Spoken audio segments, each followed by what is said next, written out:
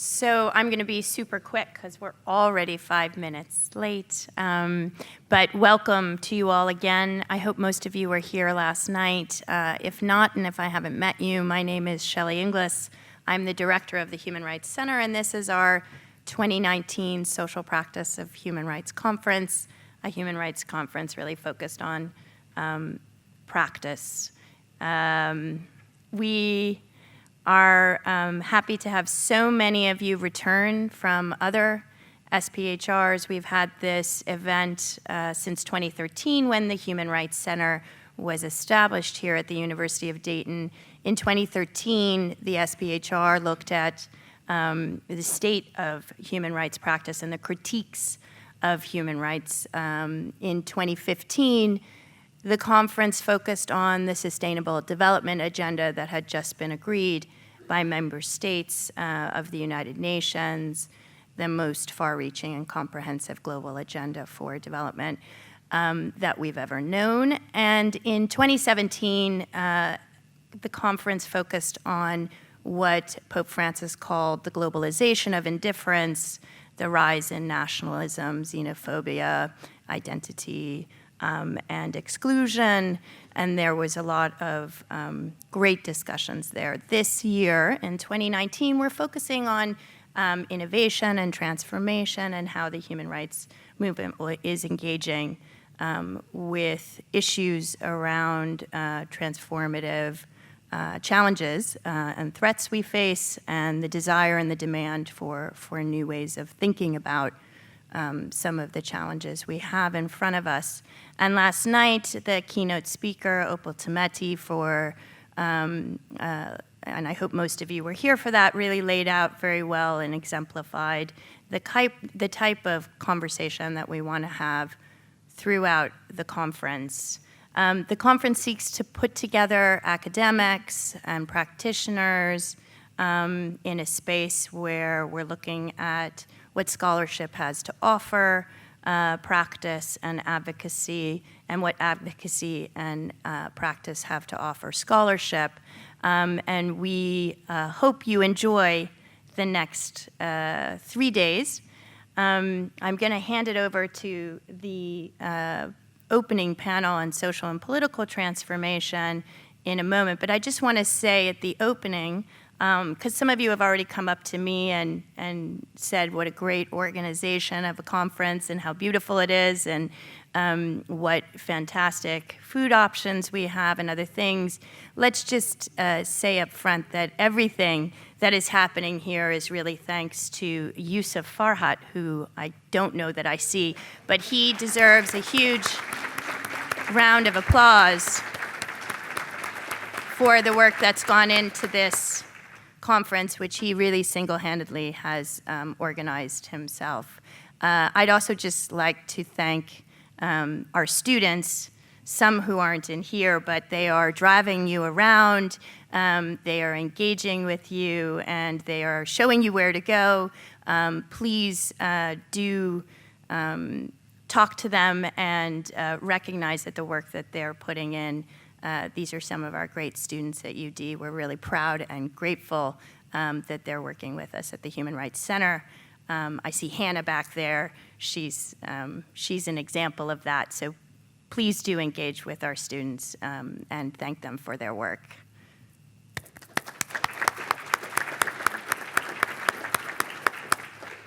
So the last thing I'll say is that we have new approaches to the conference too. We have an innovation in thinking about how we run the social practice of human rights with that effort that I was talking about, bridging the gap between practitioners and academics, and also taking forward new ways of thinking about how we practice human rights.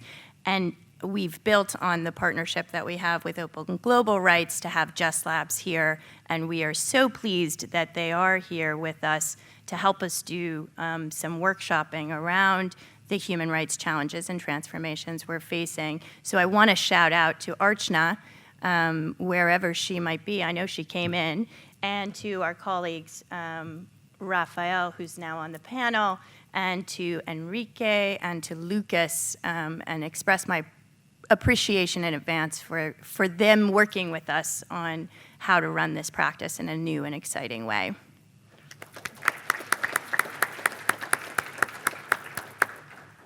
So with that, I'm going to hand over to Joel Pruce, and the fantastic panel we have in front of us is going to pick up the ball from last night's dynamic discussion and help us take it forward. So thank you guys for coming, and I look forward to hearing you. Joel, over to you. Good morning, everybody. Welcome. My name is Joel Pruce. I'm on faculty here at UD in the Department of Political Science. I teach for our Human Rights Studies program, our interdisciplinary major and minor. And I coordinate for the center the Moral Courage Project that, among other things, produced the exhibits out in the lobby. So please, I hope you enjoy them. And they're our great pride, my great pride. I want to sort of begin with some introductory thoughts, introduce our panelists. And our format for the morning is we're going to have each of our panelists give about 10 minutes of an overview of their work and how it relates to our theme. And then I expect that we'll turn it over to you right away. And we want this to be very informal, sort of conversational. There are microphones in the aisles on the edges of the floor. And we'll sort of do a dialogue that way. So thanks very much for being with us today. You'll pardon me. We live in an age of historic mobilization, from Black Lives Matter, as we heard about last night, to the Women's March, and direct action against ICE in this country, and the ongoing climate strike, global climate strike, and resistance to authoritarianism in Hong Kong and elsewhere. And so the question before us this morning is, where does human rights fit in? And so in this panel, we will explore the status of movement building in human rights. And as I see it, it'll be essential to confront a few central questions. One, what tactics can organizations and movements utilize to draw people together in the defense of human rights? And particularly when alternative modes are so readily co-opted by political parties, philanthropies, and corporations, can social movements retain a critical and radical politics? And as the human rights community has debated in recent years at Open Global Rights and elsewhere, NGOs and professionalized human rights defenders at times act as if they are antithetical to human rights movements grounded in community and committed to solidarity. So is this a tension that can be overcome? How do human rights defenders, full-time, professional, or amateur, protect themselves from the harms brought on by trauma and secondary trauma? If we think that this form of commitment is important and necessary, then how do we, as a human rights community, make sure that those human rights defenders can continue in their work? And finally, we'll surely conclude with where do we look for hope on this terrain. We promise not to depress you, or if we do, we'll do it at the outset, and then make sure we work through some practical steps and end with some hopeful remarks. It is my great honor to moderate this morning. I'll briefly introduce each of the panelists, and then through their initial remarks, they'll provide you with a more in-depth introduction to themselves and their work. Immediately to my right is Meg Satterthwaite. She's professor of clinical law at NYU. She's director of their Global Justice Clinic and faculty director at the Robert L. Bernstein Institute for Human Rights. Seated next to her is Mona Younis, consultant and human rights advocate. To her right, Terry Marshall, founder and strategy architect at Intelligent Mischief. And our recent addition, we are very grateful for your flexibility. Dr. Rosalie Gonzalez was unable to join us at the last minute, and so we're very, with great gratitude, we welcome Raphael Hoetmer, advisor for strategy with Amnesty International based in South America, who will be speaking today in his own personal capacity, not in his representative capacity as an employee of Amnesty. So please join me in welcoming them. Thank you for being here.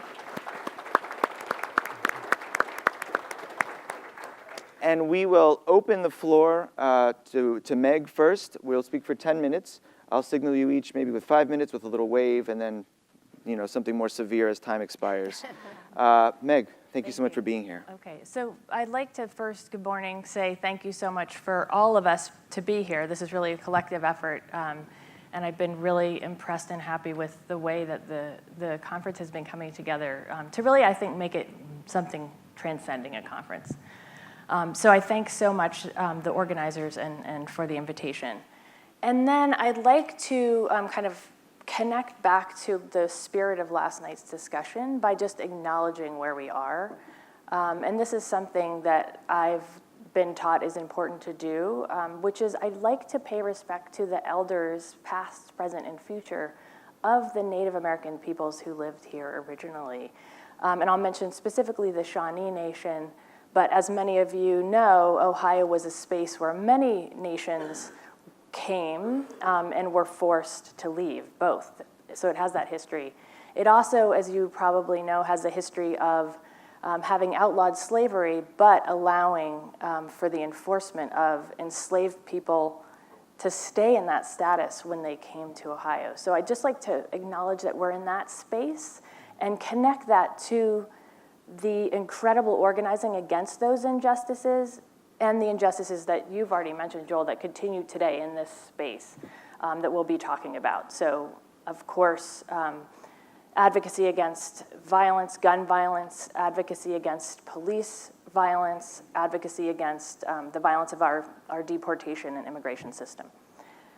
So with that, who am I? I am, as has already been said, I'm a professor of clinical law, which means I teach a human rights clinic, and I also conduct research. So my clinic is called the Global Justice Clinic. It really focuses on trying to prepare students to do critical human rights work. And that means really interrogating when is human rights as a framework and the mechanisms of human rights, when are they useful in the service of movements and communities? And the answer is sometimes they're not. Sometimes there are other frameworks that are useful, but sometimes they are. And I think in particular they are when we bring something that allows a community to amplify its voice, to use maybe a methodology it wouldn't have used, to access some systems maybe that they might not have had access to. So that's the work of the clinic. I'm happy to talk about the specifics, but I'll just give two specific examples because I think that's a little bit abstract what I just said.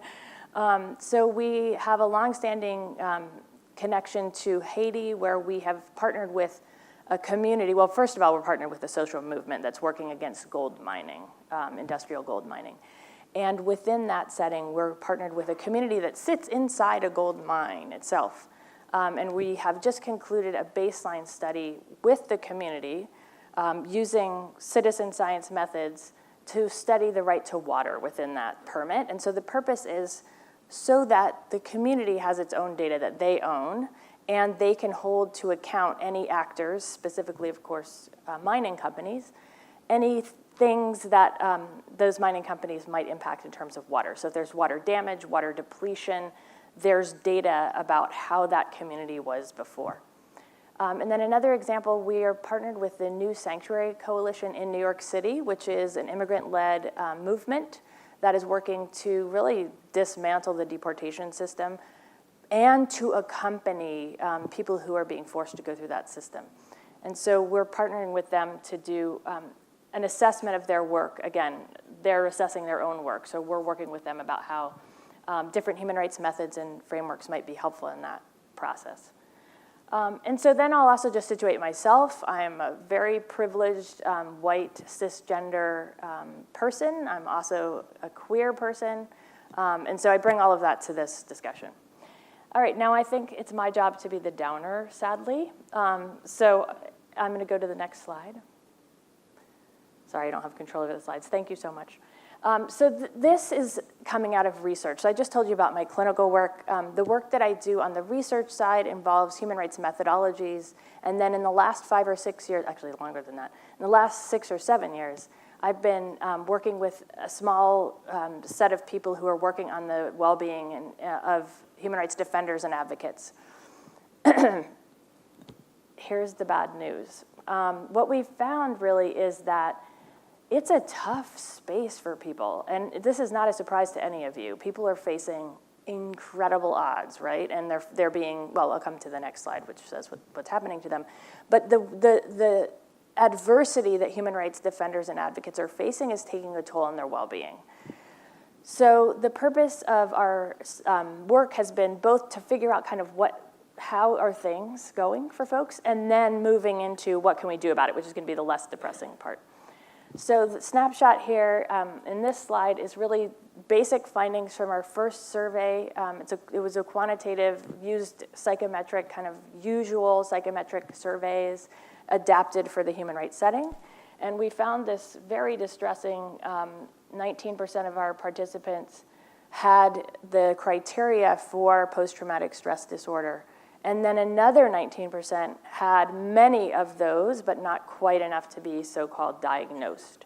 So that's 40%, if you think about it, who are really experiencing very significant impacts. And we asked about this in order to understand kind of what could be done about it. You also see the numbers for depression and burnout are very high.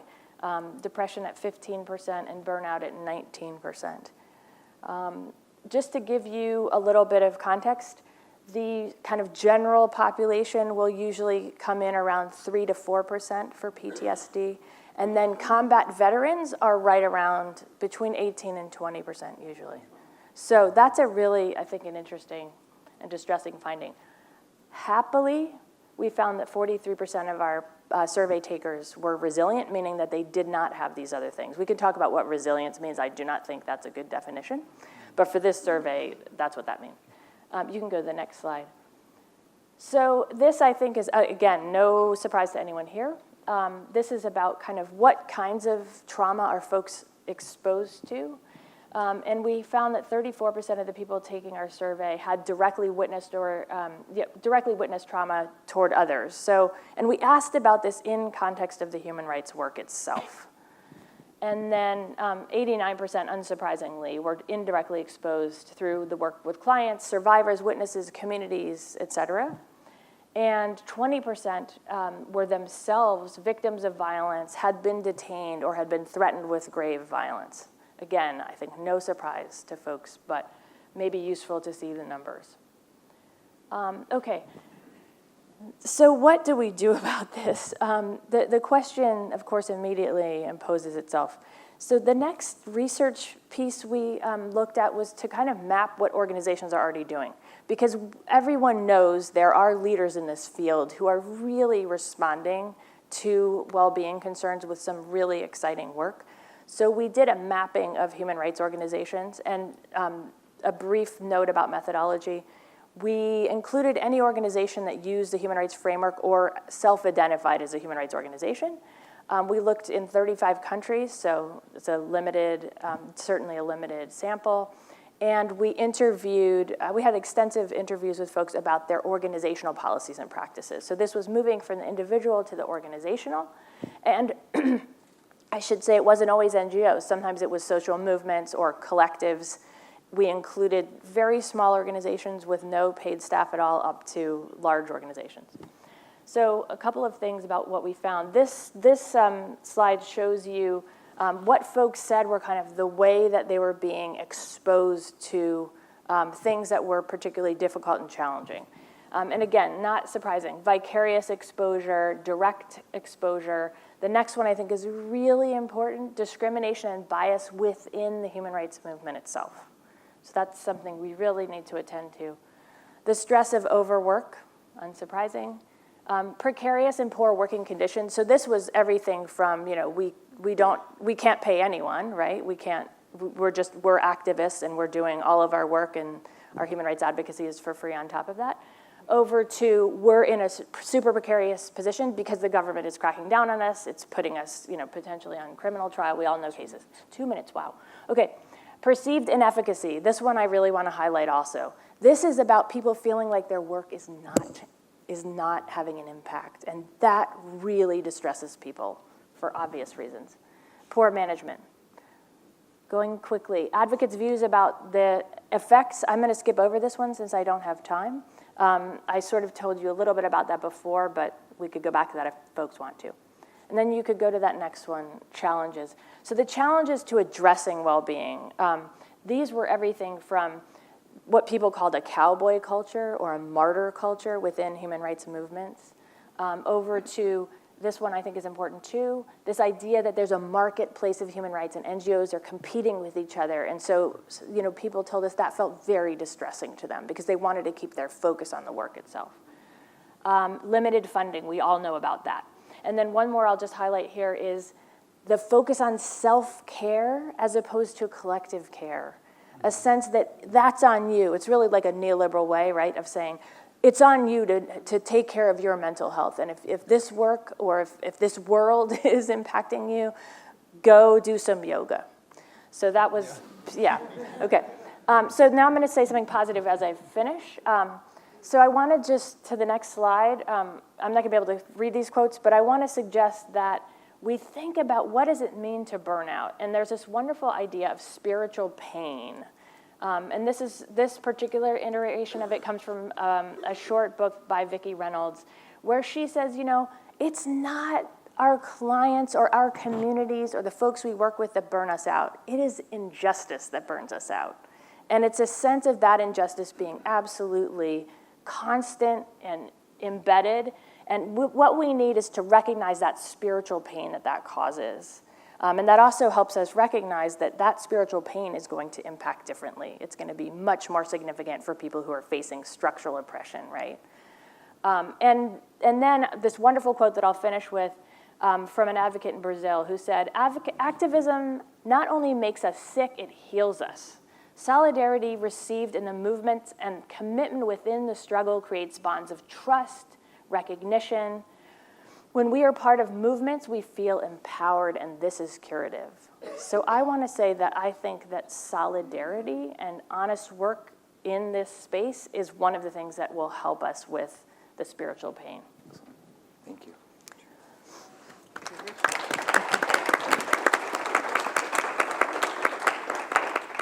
Mona, please. Please. Okay. Oh, no, I'm sorry. We were going to go Rafa next. Okay. Are you prepared to go next? Yeah, of course we can. Can we put up the presentation? I'll start by introducing myself. So I'm very happy to be on the panel. That wasn't planned until yesterday, so interesting to put it together. I'm Raphael Hoetmer. I was born in the Netherlands, but I've been living in South America over the last 15 years. As was said, currently I'm working as advisor on strategy at Amnesty International for the Americas, but I'm speaking from more my personal experience and activism in grassroots movements in Latin America during these coming 10 minutes and the rest of the panel as well. I wanted to start also by kind of acknowledging that I'm speaking from a place of great humility, actually, or humbleness, I'm not sure about the word in English, as I'm not a grassroots leader in the movements. So speaking about the challenges of our movement is very much coming from the dialogues with the indigenous community leaders with whom I've been walking together over the last years. So that's the place. It would have been more interesting to have one of them here, but they aren't. So I'm kind of going to do the translation of the collective experience I'm part of to this audience. And secondly, also, this is a place of enormous privilege, so it's a huge privilege to be here. And I think it's always good to acknowledge that is the context in which we are speaking, connecting with very, very harsh and difficult realities in the places we are working at. So I wanted to very, very briefly introduce 4 crucial challenges of thinking of what human rights work means, the defense of human rights in the current context of the Americas, Latin America, but I think also the world. I think it's very significant challenges for all of us. I think Latin America is an amazing place to think through these things. Many of the strongest social movements in the world have been emerging and developing in Latin America over the last years and inspiring a lot of the discussions we are having nowadays all over the place, like in Europe and here. I think it was very interesting hearing Opal saying this yesterday. I very much recognize that many times in Latin America, people are waiting for Europe and the US to come on board on the kind of radical struggles they've been taking forward. So, 4 challenges. First one, we need to talk about capitalism, right? About the kind of mutations of contemporary, colonial, patriarchal capitalism and the way it affects our lives and worlds, right? So I've been working on this mostly around mining, and there's some pictures up here on this, the next one probably, on what that looks like in Peru. This is an open pit mine in Espinar in Cusco in the highlands, very close to Machu Picchu, but a place of enormous injustice and suffering due to this extractive activity. So I would just like to say 1 or 2 things about the kind of changes capitalism is going through and the challenges that implies for human rights. So I think we're seeing this mutation in which we're living more and more in a state of exceptionality, so much that it's not exceptionality, it's what life looks like in our societies, right? So situations in which the context of democracy, citizenship, and human rights are being suspended, for example, to take forward these kind of projects. It happens in two very important ways. I just wanted to signal, I can't get too deep into it. One is these territories that are controlled by corporate actors, backed by the state and the national elites in general, through militarization, state of emergency. This place, SPHR19, has been in state of emergency like it's in a war place for over the last 2 to 3 years. Now it's actually not, but it has been for this period. So places in which the framework of human rights that formally exists, in fact, do not exist. And then there's a second way in which we are living states of exception all around the place, and this has to do with organized crime and illegal economies taking control over more and more places in the country, penetrating our political systems, and this is also happening in the Netherlands. So if it happens in Peru and in the Netherlands, probably it's happening everywhere. So there's a mutation in capitalism getting us to this kind of crooked capitalism in which the illegal economies have more and more weight on everything that happens, right? And of course, this means for human rights activists that they have to confront the big companies, the state, and also these very, very violent illegal actors related to drug trafficking, illegal mining, illegal logging, human trafficking, and all the activities you know. Of course, in Peru, this is 50% of the economy, so it's quite big. So that's the first one. What capitalism are we facing? The second one is on, so if this is what we're facing, are our traditional strategies, tools, and the human rights framework itself the best way to do this? And I would say, no, it's not, right? We have peace formally in Colombia, but people are being killed every day, right? We have this protection frameworks we lobbied for so long. Amnesty International did a lot. I did at my former job as well. So we have them in place, but they're not really helping people out, right? So of course, we should keep doing advocacy towards the states and the international human rights system and all these kind of things. But we need to think of how does real change happen, right? And I think there, Latin America gives us enormous examples. Here we talk a lot about, I think, community-based solutions. That's kind of the buzzword we use. In Latin America, we talk about autonomy and self-determination, right? The ways in which people can organize their lives themselves from below, taking their lives in own hands. I think we're some slides ahead, I'm sorry.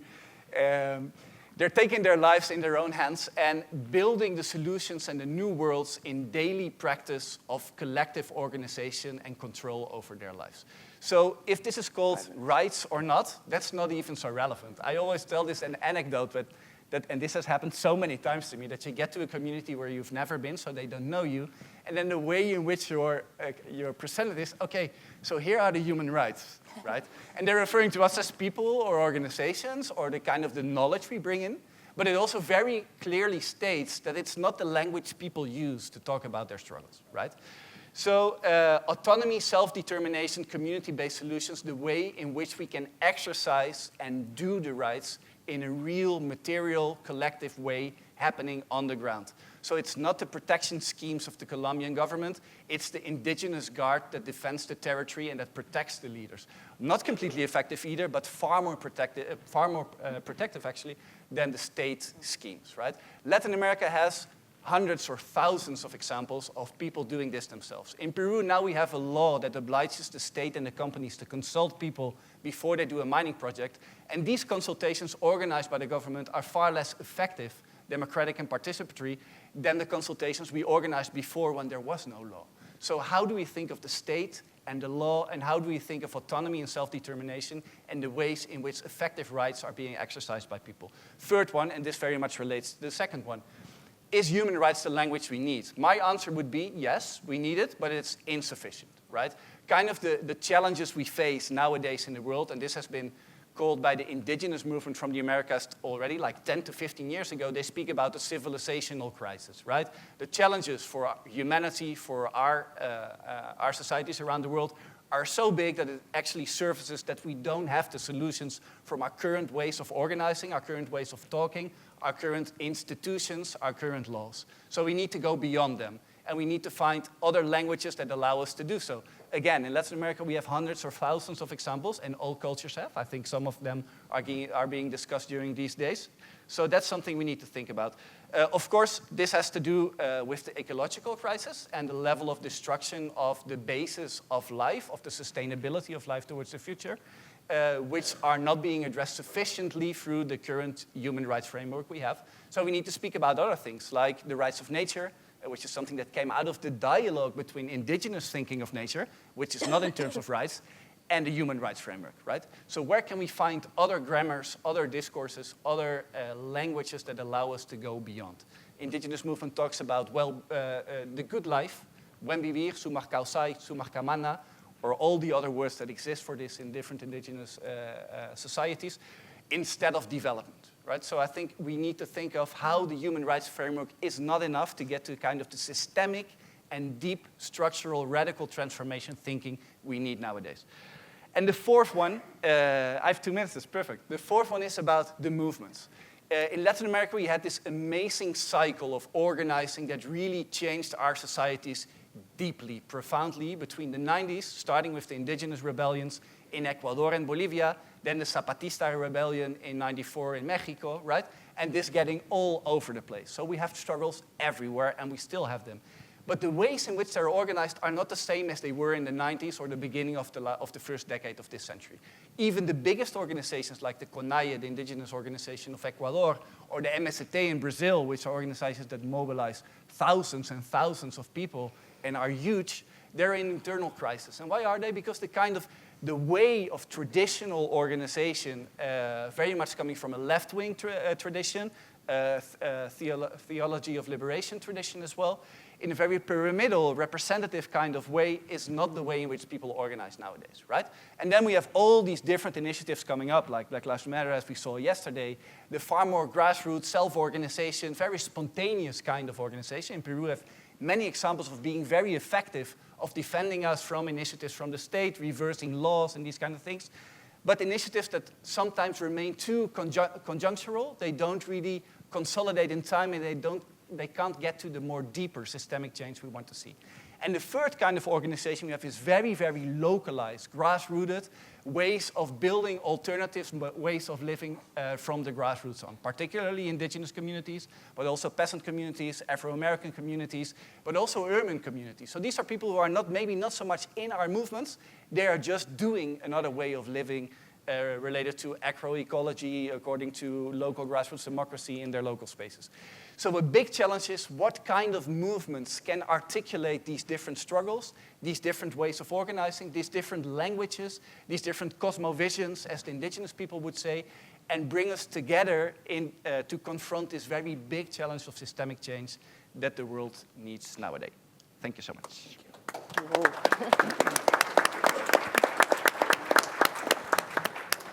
Mona, please. I agree with everything you said. Really hard to imagine what I could add to that. It was really superb.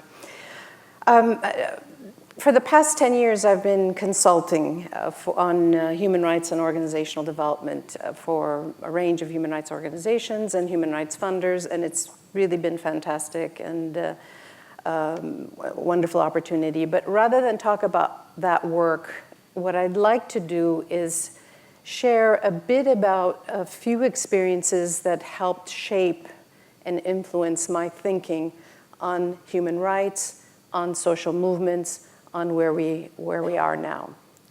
And that means that I have to start at the start. When I had my first real job in 1980.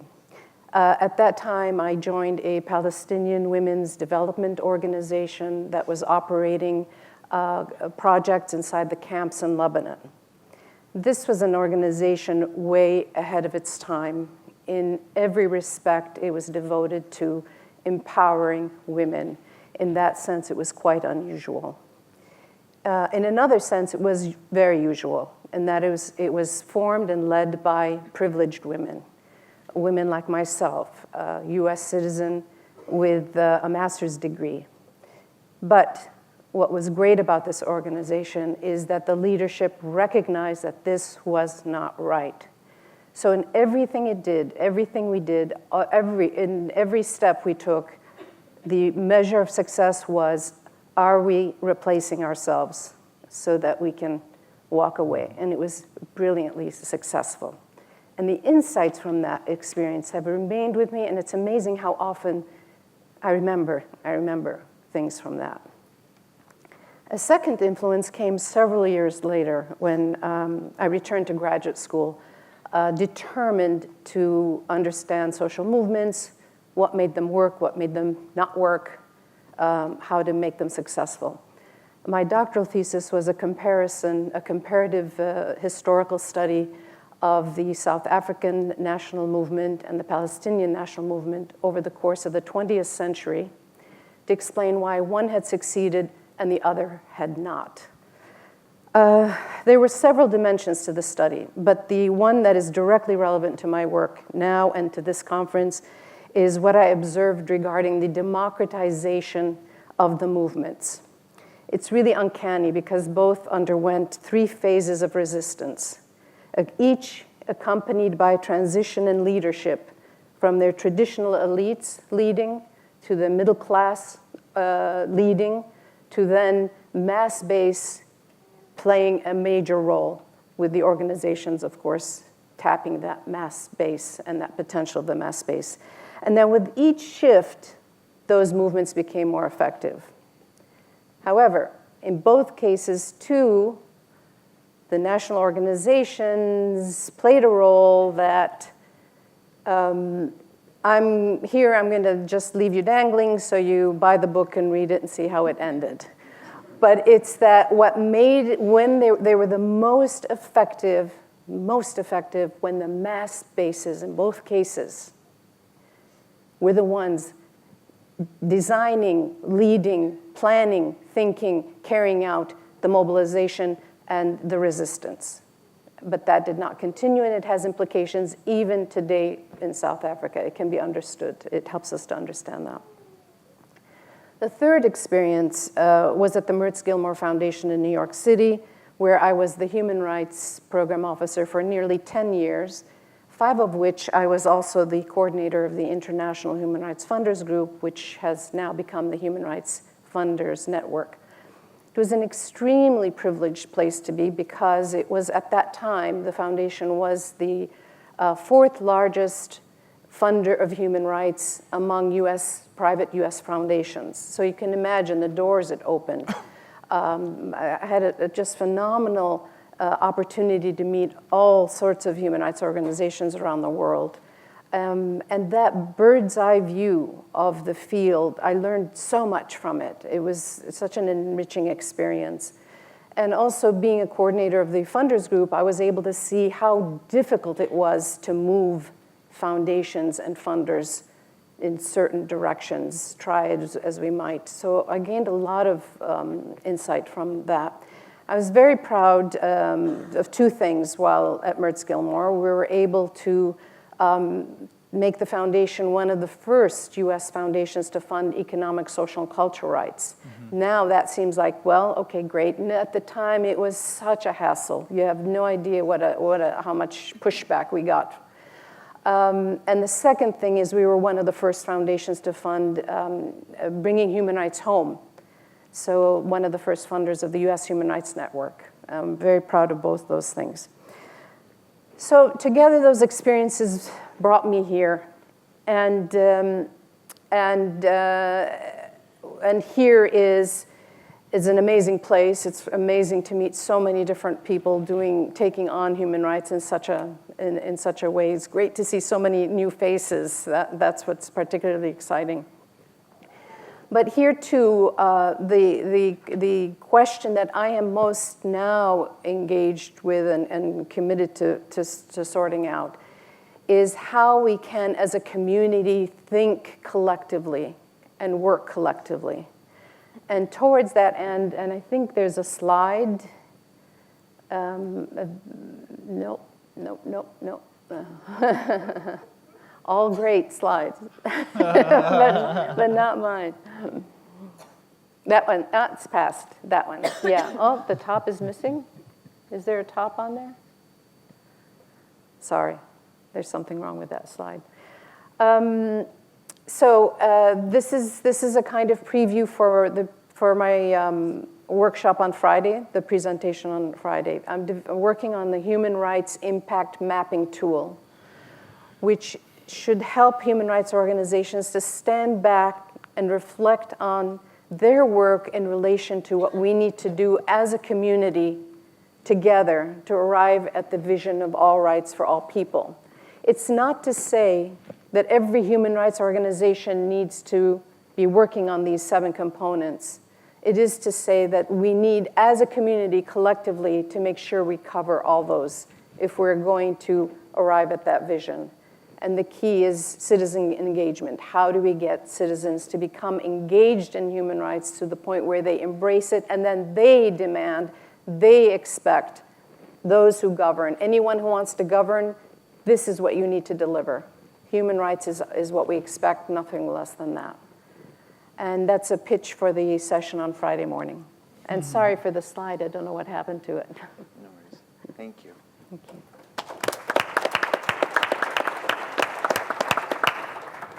Terry, please. Thank you. First off, thank you for the conference for inviting me. Thank you for showing the slides early, getting a sneak preview. My work's done. So I'll just start off. I feel, well, what I'll do is I'll explain a little about myself. I'll share a couple stories with folks, and I'm hoping that these stories will help connect to the work that people are doing here, and they find interest. We could connect about that. So my name's Terry Marshall. I'm the founder of Intelligent Mischief. We call ourselves a creative studio for social movements. Right? And we particularly focus on storytelling and through Afrofuturist lens for primarily reigniting imagination for Black liberation overall. You know, small little thing that we do. That's part of the world. My family is from Barbados, immigrated to the United States in late 60s, early 70s. I was born in Boston. We have a lot of family in New York and Boston and Barbados, so I grew up in between all those places. And for me, my story begins with encountering having my own rights sort of violated. When I was 15 years old, I lived in Boston, Massachusetts, in the neighborhood Dorchester. And I was playing basketball late night with some friends, and I was past my curfew. I didn't want to get yelled by my mother, so even though I was already past, so I started walking home. And this car goes up the street the wrong way. And I see there's like these 3 big white guys in the car, and they just yelled at me to come here. And I don't know why at the time, maybe this was my fear. I was really scared of skinheads at the time. I never encountered skinheads. And I kept thinking, like, these must be some skinheads, right? Like, people know Boston. Boston's a very segregated city, right? So, like, seeing 3 white men in the car in a Black neighborhood, you're like, what are you doing here? So I just started running. And when I started running, and then immediately I heard one of the guys say, stop or I'll shoot. And I said to myself, that sounds like something a cop would say. So I stopped, and I turned around, and he was out the car, and he had his gun out, pointing at me.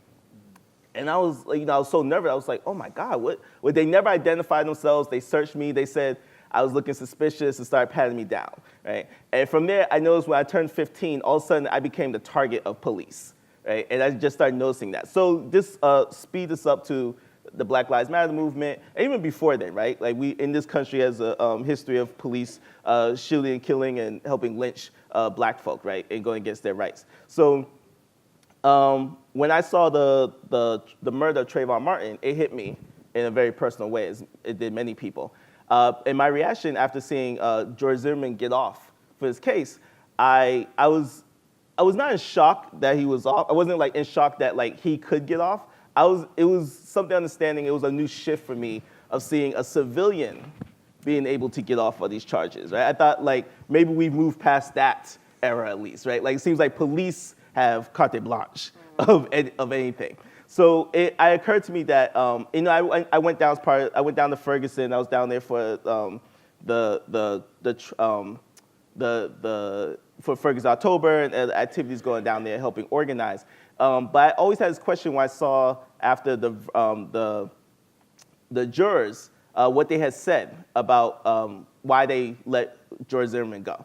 And they had said something to the effect of like, George Zimmerman was a nice guy, he's protecting us, but he just got a little overzealous, right? And they didn't think Trayvon did anything wrong. So then I was like, well, Trayvon must just be collateral damage, right? And where does this come from? In his trial, they focused on Trayvon's body, and we talk about a lot about the black body, right? And I was thinking about that, like, my God, his body, like they used his body, was on trial. They was trying to show he was actually 6 feet. He wasn't this cute 12-year-old that they keep showing this picture. They kept focusing on that, on the fear of that. So I thought about like, well, then the issue here is we have to start tackling the issue of narrative, right? What is the narrative of black folk in this country? What's the narrative of minorities who are persecuted, right? How do you change, beyond protests and direct action, which I was trained in, how do you shift narratives? How do you engage in culture shift? And so I thought about, well, at this point, it just seems so ridiculous of the messages and media that we receive that you can't combat this with logic. You have to combat it with absurdity, right? Because you have to follow out the logic of the police or the vigilantes every time they kill someone. It's always that person's fault. So I had the understanding, well, black people must be just walking around here not knowing the new rules that exist. So I should write a book that helps people. That looks like this. And I thought a satirical book, it would be the project called Black Body Survival Guide, right? And the Black Body Survival Guide was like these ridiculous tips to just show like, okay, the absurdity if you follow the logic of people carry out abuses. Next slide. So we started coming up, so we went like across the country. We went to multiple cities. We didn't have many resources. Right? We went about 5 different cities, and we did these workshops where we was like crowdsourcing from different young people, different young black people about, well, if you had this tip, what tip could you make that would be survive like following this logic? And one tip people came up with was like, oh, black people should carry as many IDs as possible, right? And so we had the artist design this wallet. This is a wallet especially made for black folk, right? Carry multiple IDs. Next slide. Then we had a tip. We was trying to problematize what we call like white privilege, and have an understanding of that. So we was like, well, there's many allies. There's many white allies in the struggle. So can we make up? How can you like make that real? Show the white privilege. And we made these cards, white ally cards, white privilege cards. And we gave them to white friends of ours. And if I had one of the cards, you could see on there that says, it's a card that every black person should carry and have your white friend sign. And it says something like, in case you get in trouble with police, give this card over to them and have the person like, excuse me, this black person, I could vouch for them. Please call me if there's any problem, right? And they'll call our white friends. Next slide. We did a lab in Boston, and we had people crowdsource their own tips. So we had them go out, right? So if people don't know by now, this was a social practice art intervention. And we had people go out, and one of the groups found like with examples of urban blight, and it was like one tip was black people smile at all times, so be happy, and they're being happy and jumping in front of like urban blight to like, because that was the only way to have survival, right? Next slide. So then this project went further. We also use the practice of design thinking. And we use a design tool called Scamper. And that's where we just like came up with different ideations of what the project could actually be. So beyond the book, we thought about an art exhibit. And we started doing world building. And we was like, there has to be even more fantastical. Who's writing this book? And we thought of like, if there was this world where there was these escaped slaves who created a maroon society who've been trying to free black people for centuries, and that all these people who've been movement leaders actually have been agents of this society, right? And so we started making portraits of these agents, and their eyes are blanked out because the agents have passed away, but they were undercover at the time. But if people know, this is James Baldwin. Next slide. 5 minutes. Huey P. Newton. Next slide. Audre Lorde. Right? Next slide. And we were given an opportunity at Boston University to be part of an art exhibit called Occupancies, where we created an exhibit called Survival Pending Renaissance. And it was the first when we got to go into installations and building this world. And we built 2 sides of the world. Next slide. And one side of the world was a boutique shop where you could buy the tips that we turned into diegetic prototypes, right? So some of the tips were such as Black Girl Magic Spray, so you could spray away the patriarchy. Right? Another tip was like run away. So we had some sneakers you could buy that was run nigga run sneakers, right? We had broken glass, so like the broken glass theory, but we did in reverse that we like to stop gentrification, just spread some broken glass. Gentrifiers won't want to move to the neighborhood, move away. And we made all these diegetic prototypes available to be sold and bought. Next slide. That's me doing some performance art. It was also like put on white face to survive. I had a blonde wig. We had how black people survive in climate change. Next slide. This was we created the office of the agents. This was the flip side of the store. These are like materials around. Next slide. This is an altar that's in the agent's office. Next slide. And then we started to develop out portraits of more agents in the past. So this is re-envisioning Afrofuturist lens, Harriet Tubman. Next slide. Also Malcolm X. Next slide. Prince. And this is the ending part of the exhibit. So we also have done like performance arts, pieces of this, and so forth. A lot of our work now has gone on to, we talked about, it was called Survival Pending Renaissance. Some of our art now has gone to how do we organize folks around aspirations, right? And this is where we're thinking we're using pop culture. So the same way we use some pop culture with this, because really the idea came from, there was a few years ago, there was a popular book in the US called the Zombie Apocalypse Survival Guide. And that's how we thought of the book. We was like, what other creature that even if it's not moving, you would kill because it's dangerous, right? So it's like a zombie. It was like, this has to be the structural thinking of black folks by people, law enforcement, people like who are enacting their white privilege, right? These are zombies, they need to just be killed no matter what, because one day they may come for me. And so like, how do you combat that thinking? How do you do culture shift and culture change? And through our different artistic practices that we've done, we see this as like cultural shift. So now we're moving into using, how can we gain a wider reach of folks? And we're lassoing ourselves to like some of the currents in popular culture. So a Black Panther movie that came out, people might have heard of. We captured a lot of themes to that movie, and it was like, how can we organize the fandom around that to be actively involved around social justice issues? And we've developed a project called Wakanda Dream Lab. We currently have a art gallery in downtown Oakland. I'm based in New York. Some of our folks are in Oakland, California. But we have a space in downtown Oakland called the Betty Ono Gallery. And we have the Wakanda Dream Lab where we're building immersive spaces there, like Afrofuturist spaces where folks could come and think about what's the next level? How do we gain justice? How do we achieve human rights? What's the new imaginative way, especially dealing with human rights in a US context where like that just doesn't exist, right? It's not part of like even speaking like regular language. So I think about ways of how do we make this? How do we make it common sense, right? And those are different approaches. So I deal with an approach from a cultural shift, narrative change kind of way. And hopefully this is some help to everyone here. Cool. Thank you. Cool.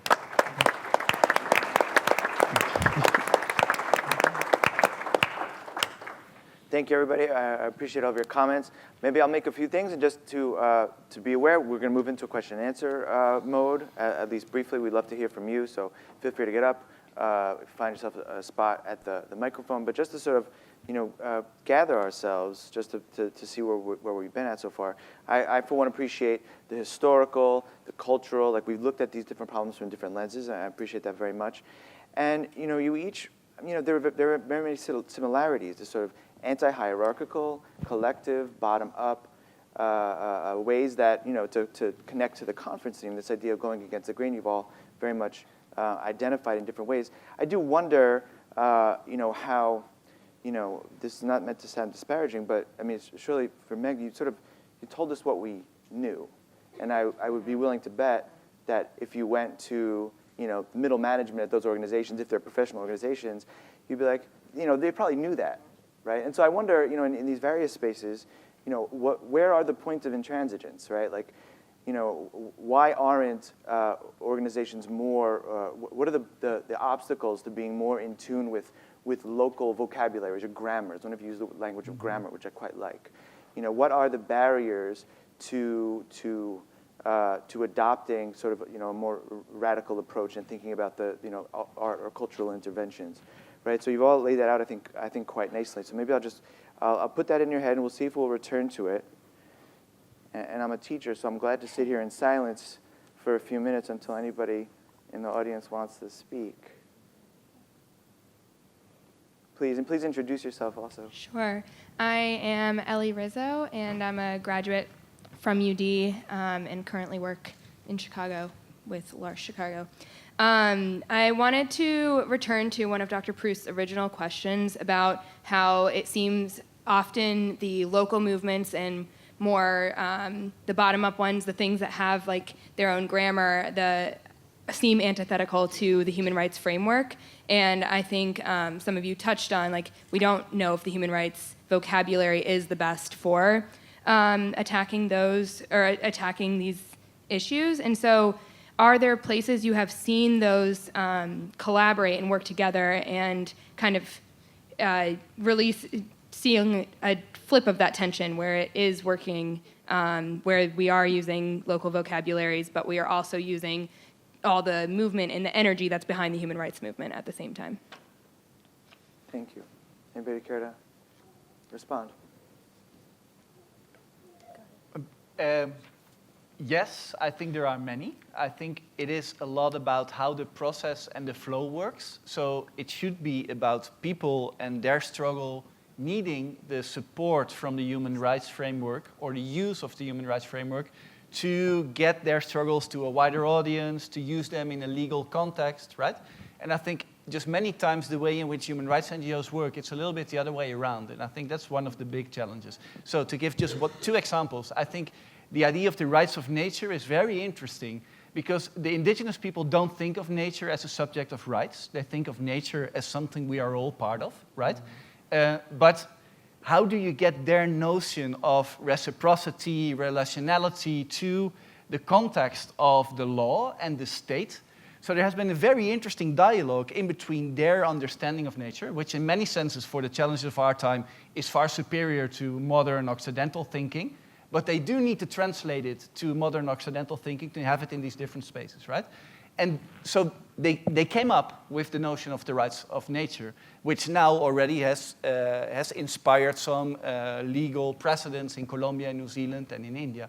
So there's dialogue, right?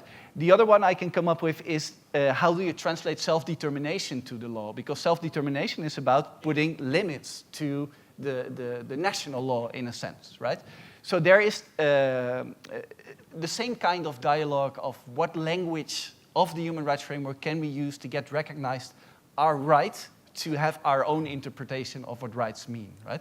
And this led to the law and consultation, a lot of things that I think are not perfect, but that kind of creates spaces for people to exercise their rights in their own spaces, right? Anything else to add? Anyone else? So I would agree entirely. There are lots of opportunities for this and lots of examples. I love the examples that you just gave. I do want to say I think that human rights NGOs have to have a lot of soul searching. Like, I think a lot of the reason that this work isn't happening the way that we're talking about is the desire to take I mean, I'm sitting here, so it's ironic I'm saying this, right? But the desire to be in the spotlight.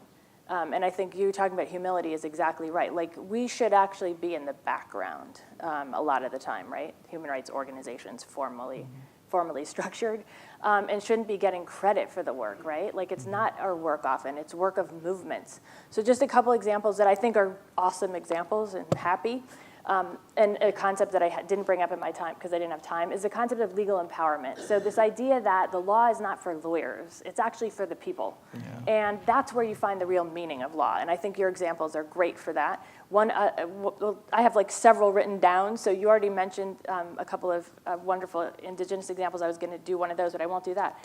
The Coalition of Immokalee Workers here in the U.S. is a great example of this, right? Like, this is a movement that has constructed, by its own definition of what workers' rights should be, a framework for protecting those rights in reality and making real change. And we've seen serious change across the whole farm worker perspective because of their movement.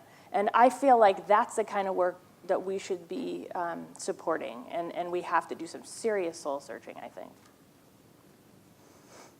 And Rafa, maybe I'll bounce back to you. I mean, so, and really to drill down, so what was the process like? So how did those things bubble up? Because if for an organization, whether it's regional or elite or hierarchical or whatever, to sort of enter that space where they are listening, where they are humble and allowing that language to bubble up, like, you know, and sometimes the bureaucratic things are interesting. Like, how did that literally happen? Because there clearly are sort of structural boundaries to that happening more consistently across the board?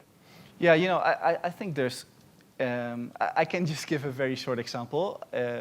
When we went with this solidarity mission to the Zapatista community, one of the caracoles of the furthest away ones, we came there and they knew we were coming, but then they asked us, so why did you come?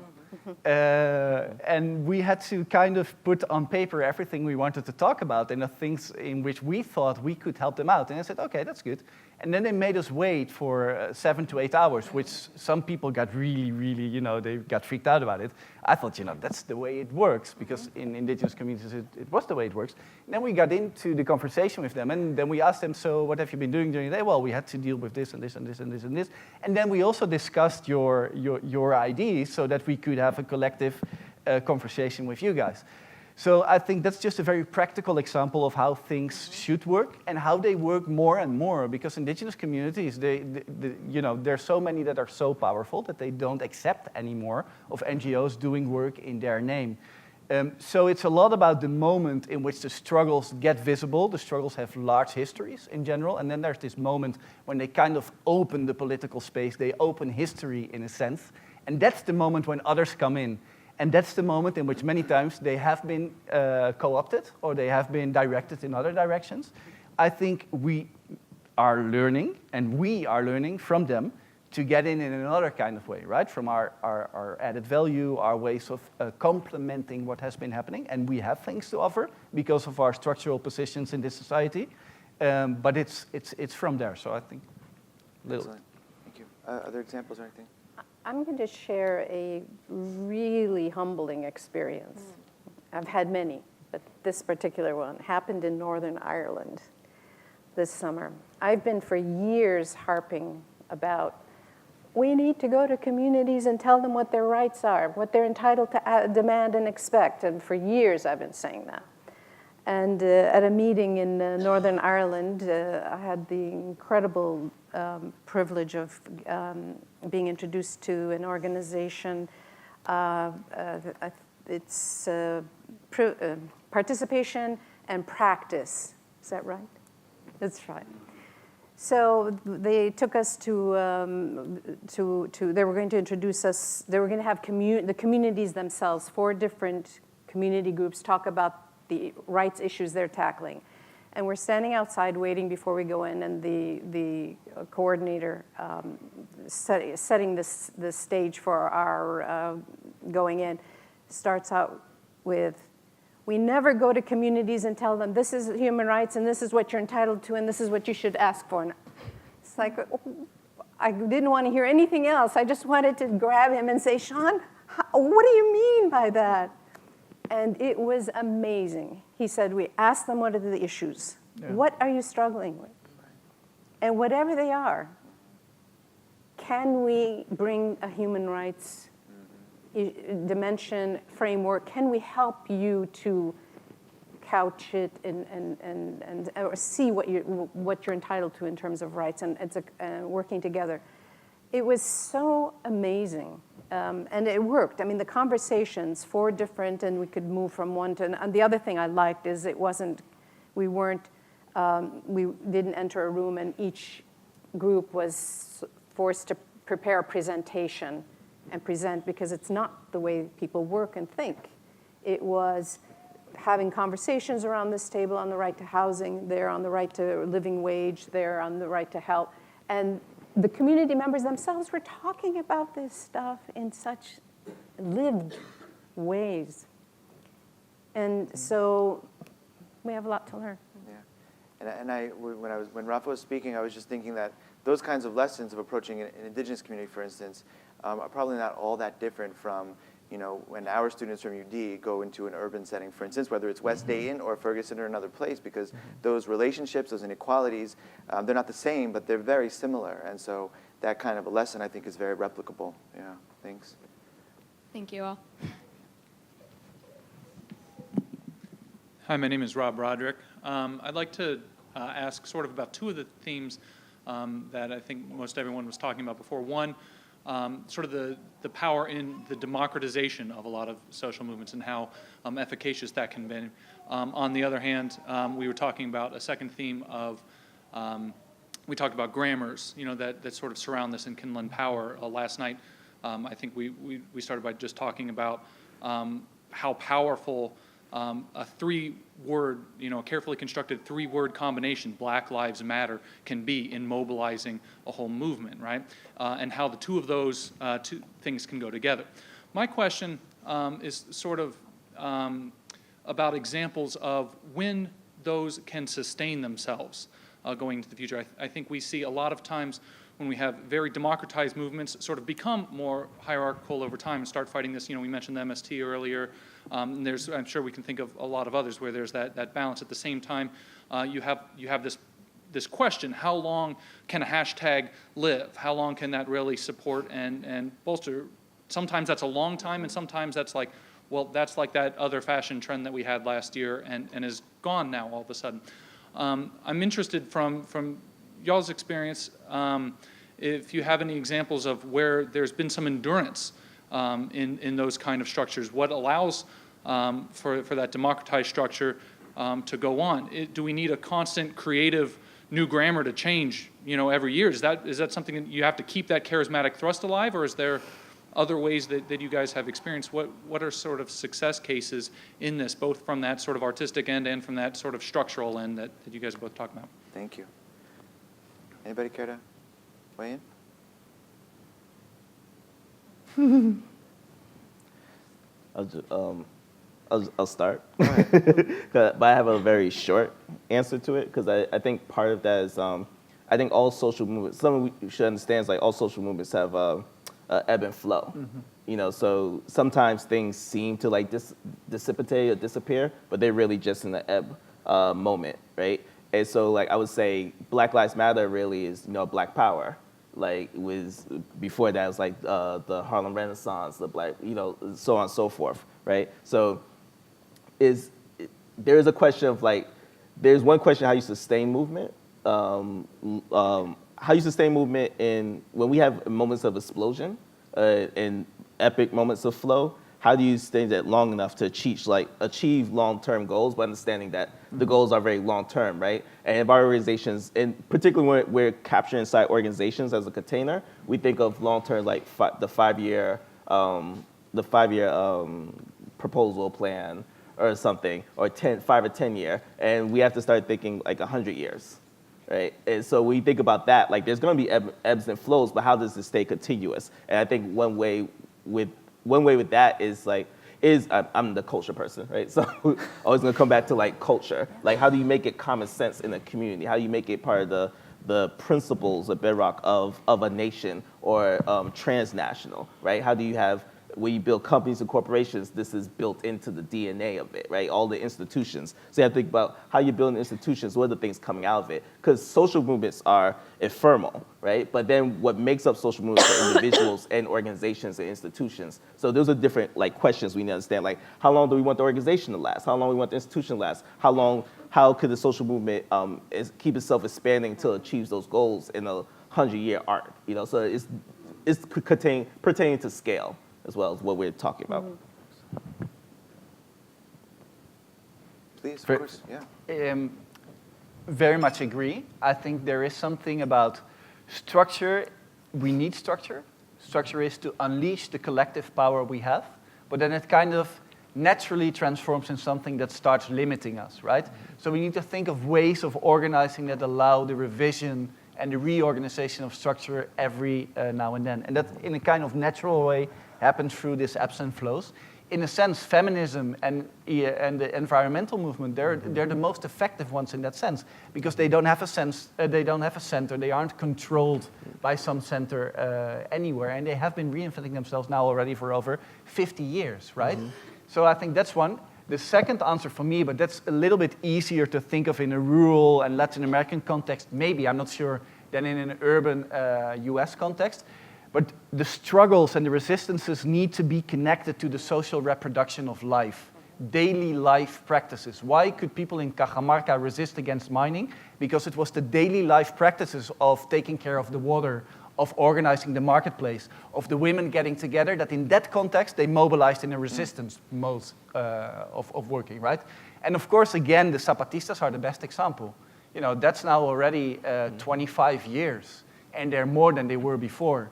And why? Because they're building this other life on a daily basis with contradictions, with difficulties, but very much relating the struggles and the human rights discourse with how you reproduce life on a daily basis. And if I may add, in Ferguson, for instance, and even before that, after Trayvon, critics would have said of Black Lives Matter, well, it needs a leader. Where is its Martin or where is its Malcolm and all that stuff, right? But when you talk to folks who were active in various spaces, they would say, we are not leaderless, we are leaderful, right? And what I've learned from that is that through those very politicizing experiences, right, whether it's being in the streets of Ferguson or whatever your community was doing at that time, those people, some of them didn't, some of them didn't, but many of them didn't stop being political, right? But they're also not in the streets every day. And maybe they don't work for formal organizations. And so even, this has been a number of years, obviously, since the hashtag was launched and all this other stuff. But in that time, what do you see? You see, Black prosecutors being elected in various places. You see rise of various elected officials. Like, that's not an accident, right? But it's also not top down, right? There's a lot of organizing that's going on behind the scenes and underneath and whatever else from what I can observe as a white man. But thinking about that movement in a much more diffuse sort of sense, I think the assessment then of, let's say, Black Lives Matter is something that is much more impressive and much more constructive or whatever, effective, right, than I think is generally given credit for. And I think that's fine, right? And maybe that's what we sort of need to do in that sort of humbling sense, is allowing those things to be effective without identifying a leader or a structure or a hierarchy or whatever else. Yes, please. Hi, my name is Todd Scribner. I'm from Washington, D.C. I work in the field of migration policy. And so my question, I guess, is a little bit more fundamental in terms of a dichotomy. On the one hand, we're here trying to promote, support, protect human rights of individual people and sort of local communities. On the other hand, there seems to be whether evolutionarily or otherwise, a tendency for people to be tribal and tribalistic, and to put it more nicely, communitarian, I suppose you could say. And this kind of push for human rights and this tribal tendencies within local communities are often at odds because they pursue different objectives, I think. Communities are more exclusivist, can be. Human rights are more universalistic. I know dichotomies like this are a little bit simplistic, but they can be informative. And so I'm wondering, how do you navigate, if that's an apt kind of dichotomy in any way whatsoever, how do you navigate the nexus between the pursuit of human rights on the one hand and the tendency for people to be tribal, and that in this pursuit of human rights and the realization among individuals of a greater sense of human rights, the tendency to actually become more tribal in reaction to this pursuit? And I see it in migration. Curious if you see it elsewhere, or if I'm sort of off base. Thank you. So tensions maybe between sort of universal internationalist language and maybe more local, provincial, otherwise particular tensions. Any thoughts or examples? To a certain extent, and this is somewhat controversial, I imagine, but to a certain extent, I blame us as human rights advocates and organizations for definitely not creating it, but definitely not addressing it in a way that we could and we are capable of doing very effectively. And by that I mean, I think the way we approached human rights with a focus on the excluded, the marginalized, the minorities, and communicating it as though it's only for those who are othered, as opposed to everybody. Human rights is for everybody. So going into, for example, Burma and saying human rights is about the Rohingya, and not the average Burmese who's suffering under the military and the government, and even if they're not, because they may have privileges because of their ethnic status, economically, I mean, the level of life and the standard of living. So of course, we have to protect and defend the excluded and the marginalized and the oppressed and the absolute, no question about it. But can't we do it in a way that helps see, so that everybody sees how they actually gain some human rights is for everybody. Everybody stands to benefit from human rights. So I think it's a tough thing to do, but I think we absolutely have to if we're going to get citizens to say together, this is what we want you to do. You want to govern us? This is what you have to deliver. And it's us, because it serves us all. And so that's, I think, where we have a lot of work to do. Meg, I wonder if any of your clinical work take you into spaces where this makes sense? I don't know. I'm struggling with the word tribal. Just forgive me. I'm having some trouble with that word. But I see your point. So I guess I would say that, yes, this is a tension, and it's always a tension in any social movement. But that I do think there are spaces for communities to work that out. I mean, they do it all the time, as we know, right? And I also think there are really interesting kind of boundary crossers. I don't know what to call them. Some people call them tricksters in some tradition. But places where people who are at that interface between the kind of communal and the individualistic can really articulate how those things need to work together. And here I'm just thinking back of my own experience of working on making LGBTI rights a human rights issue, because I started working on this in 1989.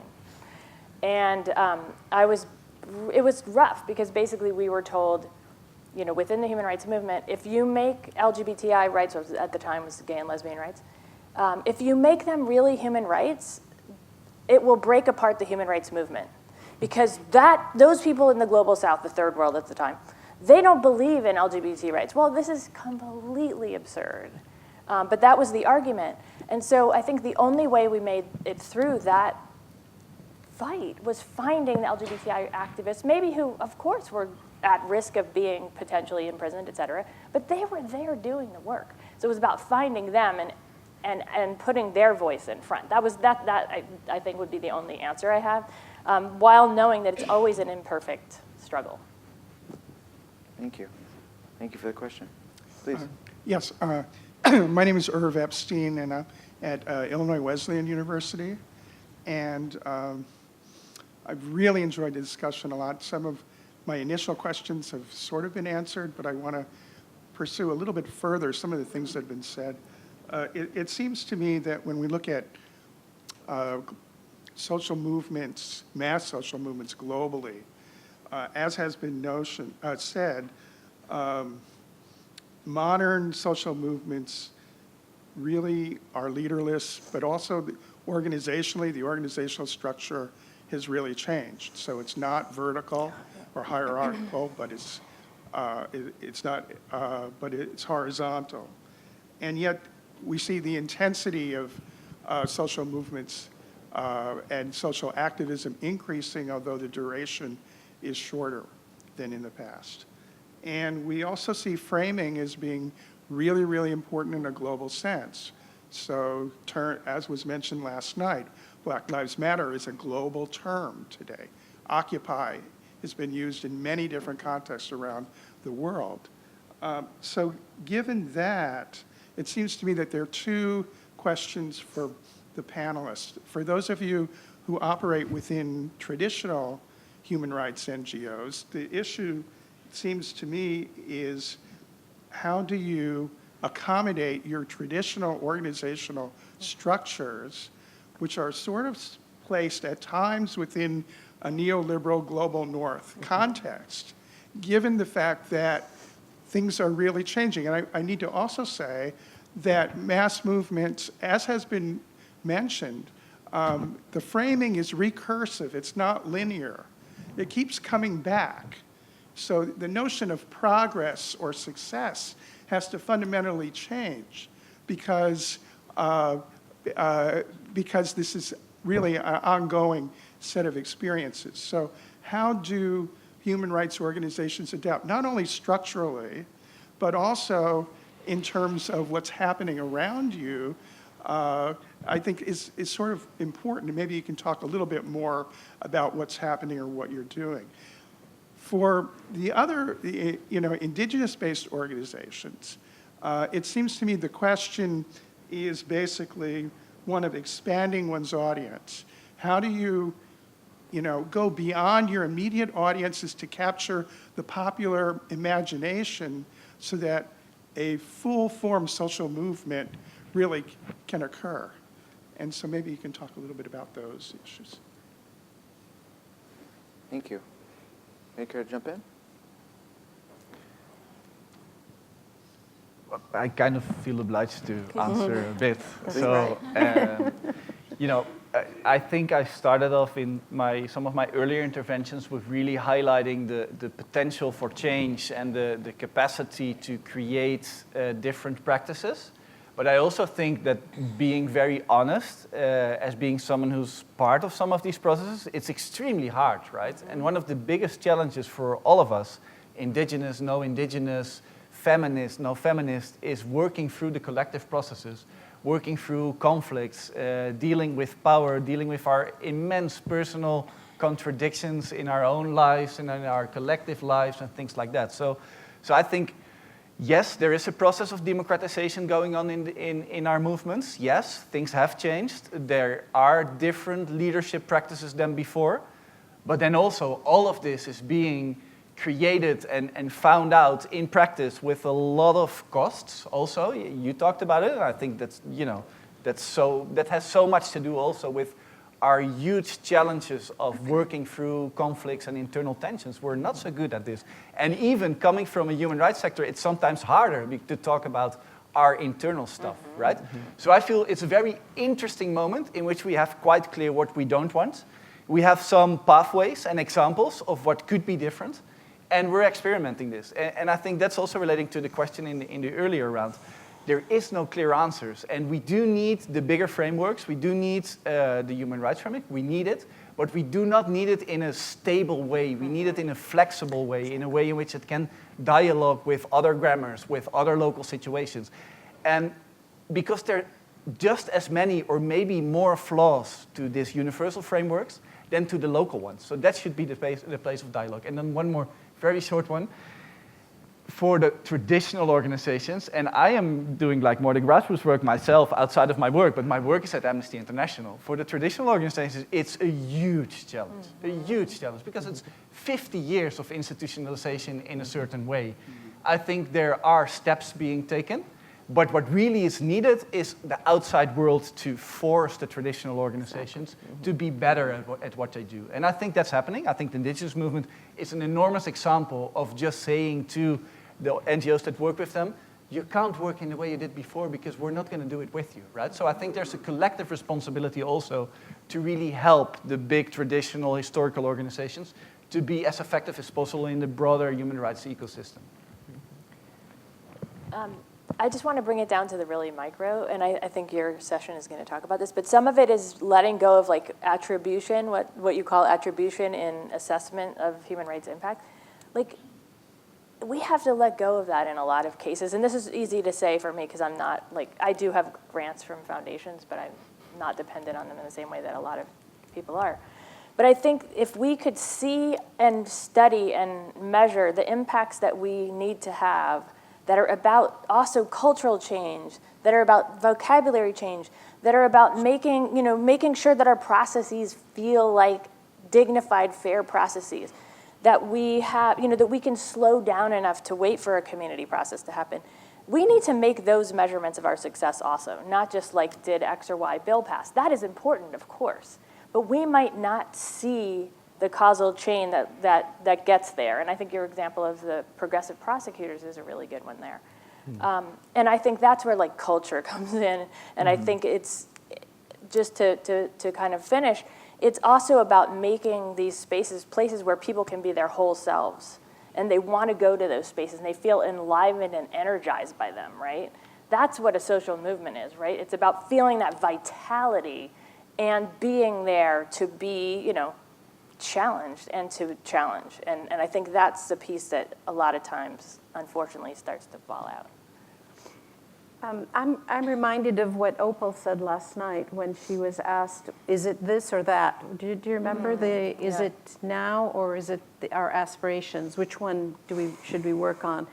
And her response was just so spot on, both. Yeah.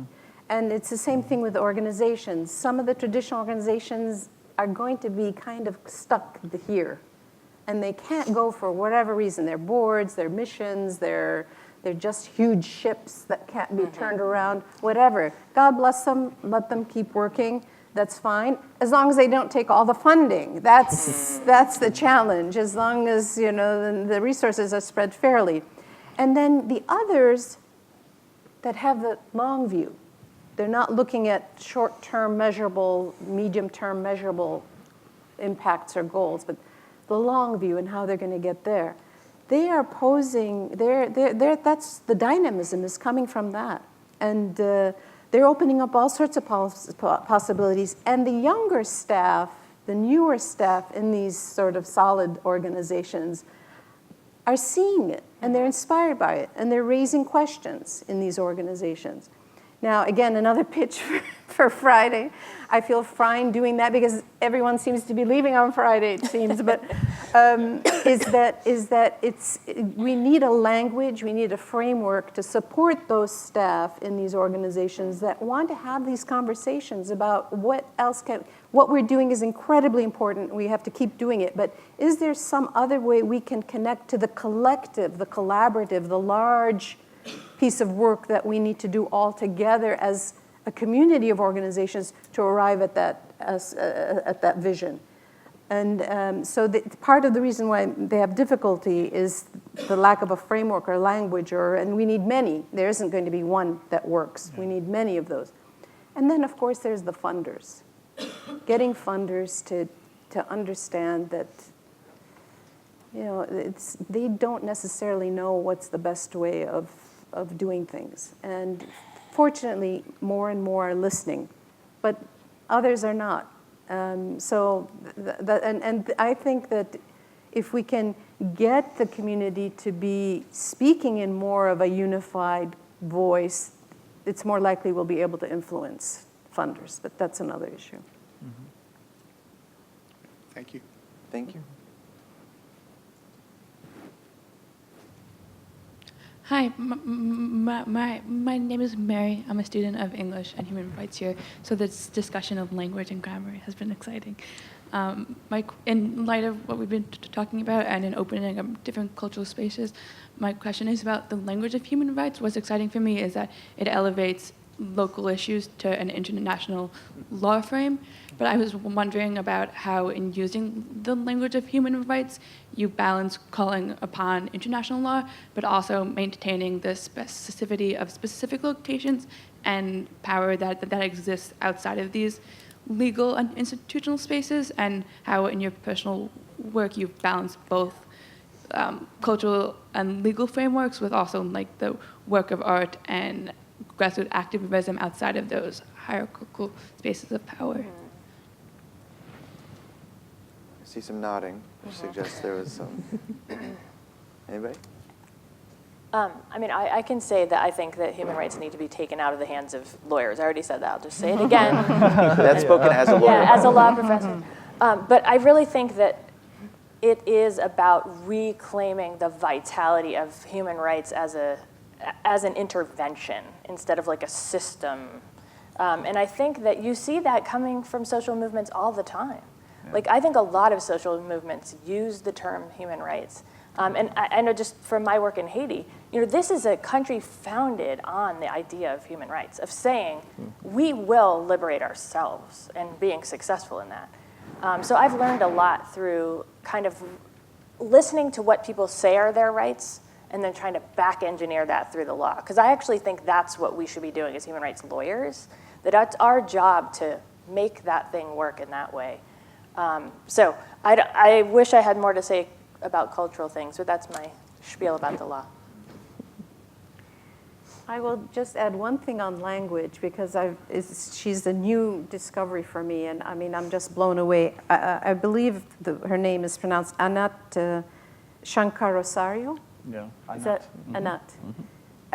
her work on human rights, language, and communication is just unbelievable. I mean, she's broken all sorts of, it's just incredibly smart and brilliant, and she has a wonderful podcast that we're talking about specific campaigns around the world and the shifts in language that they, and how shifting their language yielded successes. Really worth exploring. Tara, I wonder if, you know, and this goes back to some themes that were discussed earlier too, is like sometimes human rights is the right framework and sometimes it isn't. Yeah. And we didn't get a chance to talk with Opal about that, but you know, the movement for Black Lives, I think she sees herself in that sort of international human rights framework because that's her background, her orientation. But when you look, for instance, at the movement for Black Lives policy platform, there isn't a lot of human rights stuff in there. Mm-hmm. And so I just wonder, like in your work, like does, you can still do it without the human rights framework. And I wonder how you navigate it. Or if you use it in sort of in a heavy-handed kind of way, because it sometimes does make a heavy-handed impression, or if it is just sort of more the subtle like values orientation around rights and autonomy and whatever else. Yeah, I think it's interesting, like, because I feel like in the popular sense, right, of the using human rights terms, like because say in the U.S. context, I think if people even know about the thing that comes to mind is some European NGO or something, right? And I could think of like popular. What was the movie on Netflix, Black Earth? People know about this? Or, oh wow, okay. Well, there's a movie on Netflix. There's a movie called Black Earth. It's a fictional tale of the Rwandan genocide, right? But see, that's the one thing that came to my mind was like and the thing I was fascinated about this movie was seeing a whole other context because it really goes deep into like it starts in Britain and then like the fluidity between like the international court and all those types of things. But it was the first time for me that I saw something that told me a story of how that system even worked. I've read about the like international court and human rights and such things, but I was like, oh, okay, it came in a story format that actually told me what was going on. So I think like the question about like, okay, for me, because so I'm the person here who like I work least inside a traditional institution, right? Long ago, I've been working on my own project for the past 5 years, and I've just been like, I can't work in these sides. I've worked inside big things before. I can't do it. But it's like, what is the power of culture that reaches further? So it is in the current movements. It is in the U.S. context again. It is something I think where human rights.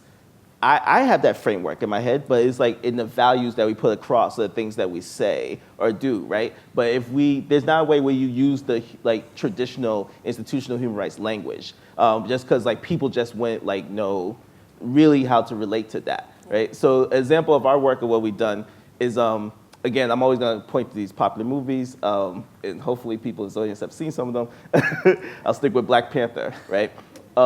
And capturing what's the themes out there that you could pull out. So really, by the end of the movie, hopefully no spoiler alert for people, right? If you understand the context of this fictional nation of Wakanda, it's someplace that's like very like, we have borders and we keep people out, right? And there's a struggle about that throughout the movie. And then by the end, they open their borders. Right? So we took this idea. We was like, we actually are seeing in a very popular movie, so people discussing like a borderless nation in some sense, right? We'll see in part 2 what happens. So we took that and we was like, did people catch that? Yeah. And we actually, I should have talked about this in our project. We did a fan fiction. We asked people, we grabbed folks who are organizers and activists and writers, and they wrote fan fiction stories about Wakanda, but dealing if the immigration crisis was happening in Wakanda. Right? And it was post T'Challa, the Black Panther's address to the United Nations, where he says we're opening our borders. And so people made stories. We all wrote stories about what happened next, right? And so we gave through a fictional lens what does a borderless nation look like, right? So now we're hoping that imagining sparks folks. And just yesterday so that was a year ago. Just yesterday we actually dropped our second anthology where it was about gender. And issues around gender and rights, and also through the lens of Wakanda. So we also have like 30 writers who wrote about like their fictional stories, like fan fiction, taking what came from the movie and expanding on it, right? But this is like you have to get to like change the language, you have to change like people's whole imagination and understanding to then go into like changing vocabulary, understanding of it. So we're starting from there. And yeah, the anthology is called Black Freedom Beyond Borders, and we see like borders in nation, borders in gender binary, borders like, you know, like folks discussing that way. So we hopefully still putting that out, but it's about sparking imagination and still, yeah, that's how you get to change the vocabulary first. Of course. I think that's crucial. How do we connect the stories with the rights? I think notions of justice and dignity are present in all cultures, in all civilizations, and the human rights framework is a tool to use us to get justice and dignity done, right? But I did want to point out that we're living in a very crucial moment in the history of our societies as well, in which it is the human rights framework that's being attacked as well. Mm-hmm. So although it has these flows and these difficulties and these contradictions, at the same time we're at a point in which we just can't afford in not defending the human rights framework that we have now with Bolsonaro in Brazil. And I'm not going to talk about the US because you know that better than I do, right? But there is a very organized, well-funded strategy being implemented in many places around the world that is trying to get rid of or reduce, limit the human rights framework. So I think there's a huge challenge of how, on the one hand, can we still be conscious of its limitations and how we need to expand it and how we need to tell better stories and how do we need to use it as a tool to get justice and dignity. And that's taking it away from the lawyers, as you said. We need the lawyers, but only as one of the actors in this broader strategies. And on the other hand, how we need to be very, very bold in saying this was achieved by struggles of people during many, many decades, and we just can't give it up. And I think that's one of the big contradictions, at least in Latin America at this point, where we need to find an answer to. Please. I have a question. Okay. How did it happen that so many people, I venture to say the majority of people, are accepting so little, especially in this country? I don't understand that, in the wealthiest country in human history. Why do they expect, how did that happen? And maybe if we can figure that one out, that might be a point where we can all converge and each one bring what they have, what they've developed, what they've been working on, what capacities, tools, expertise, whatever, there, to bring it to bear there. And because I certainly don't have the answer. When I was, throughout graduate school, when I was finishing, I worked in restaurants. And I was talking with a coworker of mine at the time, and I was bringing up something. It was some labor issue, some strike somewhere. I don't even remember what year it was, whatever. And what he said to me was, he said, well, it was teachers, whatever. He said, well, why did they get to have a union, whoever it was? I said, that's fascinating. Why? That's the opposite. That's the exact opposite question, right? Why don't we all get to have unions or protections or whatever it might be, right? So it's that sort of that low expectations that, you know, I don't know where it all comes from, but it's definitely pervasive.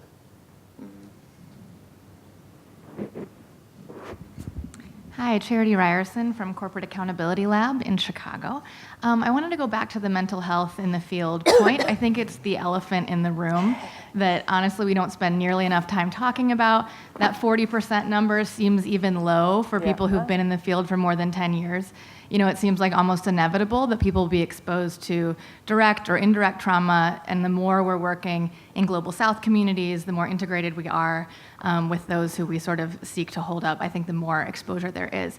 So I'm wondering if you could speak a little bit to really concrete things that we can do in our organizations, preventative things. You know, I manage a staff of young attorneys who I'm going to be sending off to do all of this work, and they're not traumatized yet, right? So what's my responsibility coming into this, and what can I offer to them in advance? What can we do when things happen, which they inevitably will? And what can we do with our partner organizations where we see sort of this high level of trauma exposure that really impacts the work? How can we sort of address that without being paternalistic in our engagement with them? Thank you. And you know, in the remaining 15, 20 minutes, I think it's ideal, just following from that question, to move to sort of the more sort of practical, what we can do, et cetera, et cetera. So please, Meg. So I sadly didn't include that slide. Okay, sorry. There is a slide about that, but sorry. That was a dumb PowerPoint joke. I think it's such a good question, and it's so hard. So one of the things we did as a research group was to ask organizations what they're doing and what they think is effective, because there isn't a lot of research right now in social justice spaces about what works. So I can tell you what they said. Some of them are exactly what you said, which is preventive. So even just having the conversation, like this is hard work. It will affect your mental health, your soul, your well-being, whatever language like works in that space. Opening the discussion is really crucial. People also said having a message from the top is crucial. It's not enough, but it's absolutely a requirement. And it's not just the spoken words of the leaders, it's actually their acts and actions, and here I am so guilty. So you need to have supervisors who are taking their weekends off, who are taking their vacation if they have these things, right? Many don't.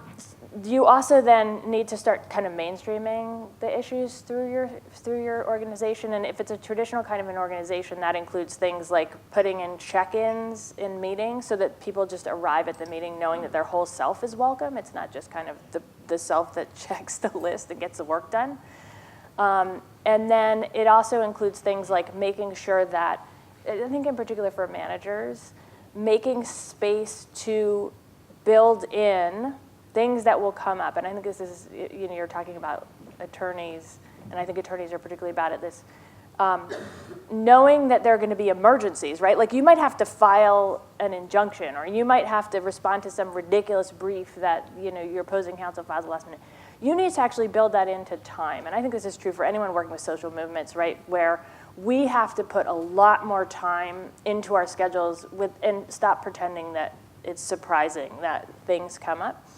And so just having a reality check with ourselves. And then there was a lot of stuff around organizational practices that are about welcoming whole selves. So I already mentioned check-ins, but also things like having, and this is like easy to say because it involves financial things, but childcare, flexible work, allowing people to work from home, allowing people to bring their kid in if they need to. Just having a reality check about that stuff, and also how privilege plays into that, I think. And then there was a really crucial one that I think is more ephemeral but as important, which is really reconfiguring this well-being stuff, and that's why I put the spiritual pain piece up, so that it's not about these individualized practices, but it is about actually saying, like, let's make our organization work in a way that is about healing the injustice, including inside our organizations, and making space to name those things that are happening inside organizations. And then on a couple of just like practices that I think are cool, and I will tell you, we do have a law review article on this. It's like ridiculously long, but at the end it has some case studies of organizations that are doing really cool stuff. And some of them include the really wonderful feminist organization that at noon every day rings a bell in their office. And the only requirement when you hear the bell ring is that you get away from your work, and you have to get up from your desk, and you can meditate, you can do yoga, as I already said, but mostly it's about like community. It's like about talking to each other and seeing people.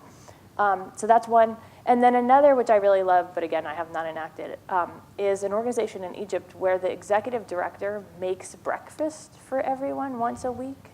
Like, I don't want to put this on every executive director, but, like, it's beautiful because the symbol is we're going to break bread together, we're going to be together, we're going to take time to do this. And also, it's breaking down the hierarchy, too, right? Which I think is really lovely. So there's I think, 18 or something specific practices in that paper because we're trying to give hope and trying to give practical insights. Then just one thing that I will say that my psychology friend would kill me if I didn't.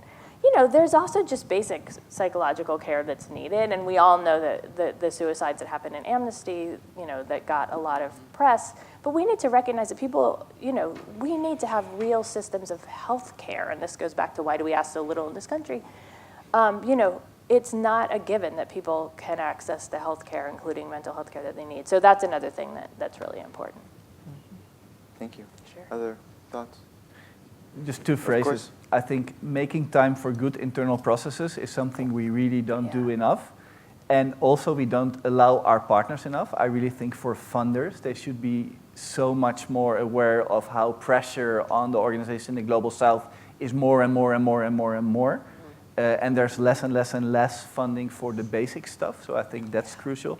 And I think good external facilitation for internal spaces is something we don't value enough as well. And it doesn't get the funds either.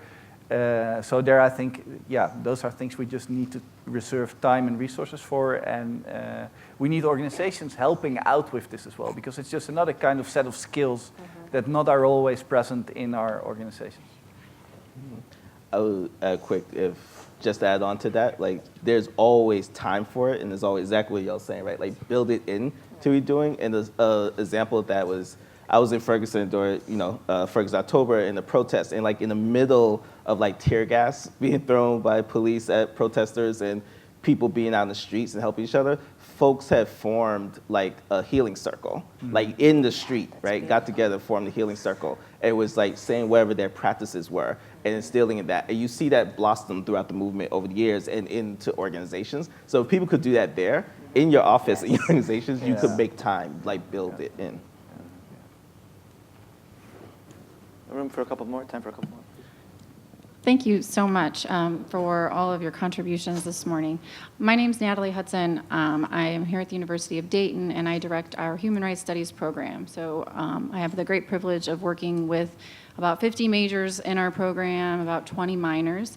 And also in this room are a number of other human rights educators from across the country, all of which are engaged in thinking about and working with students who choose to major or minor in human rights. And so my question is really about sort of what kind of advice or feedback can you give both to faculty members like myself who are working with students on a daily basis, but also to the many students in the room who have chosen human rights as a major, to help us in thinking about how do we educate, how do students learn and prepare if they're seeking a career in human rights, and do that in a way that's very meaningful, that's humble, but also that doesn't add to that marketplace of NGOs, right, and the sort of professionalization. So I'm very aware of this sort of tension that exists for many of us who are engaged in this effort.